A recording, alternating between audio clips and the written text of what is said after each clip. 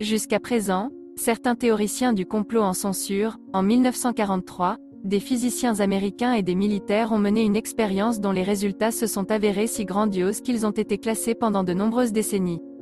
L'armée américaine, intéressée par les travaux du célèbre physicien Albert Einstein, lui a confié la tâche d'assurer l'invisibilité des navires de guerre, au moins sur les écrans radars, et au plus visuellement. Le grand physicien lui-même était le conservateur fantôme du projet, et ses collègues moins connus ont réalisé des expériences directes. Les premières expériences ont été menées à l'été 1943, directement à quai. Les générateurs n'étaient pas pleinement opérationnels, mais les résultats étaient néanmoins encourageants. Un effet secondaire était l'état grave de nombreux membres d'équipage, maux de tête, vomissements, brûlures des tissus. Après quelques hésitations, l'US Navy a décidé que le jeu en valait la chandelle. Le 28 octobre 1943, à 9 h du matin, les générateurs de l'Eldridge étaient allumés à pleine capacité.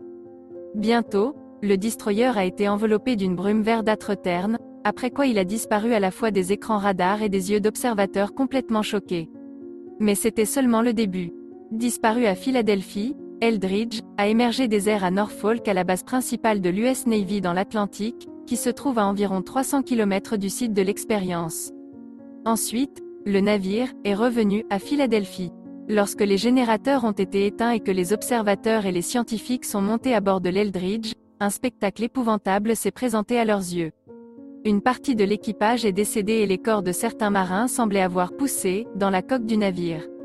Ceux qui ont subi ce sort ont reçu des brûlures et étaient dans un état de folie. Plusieurs dizaines de personnes ont tout simplement disparu. Pas plus de 20 membres d'équipage étaient en relativement bonne santé.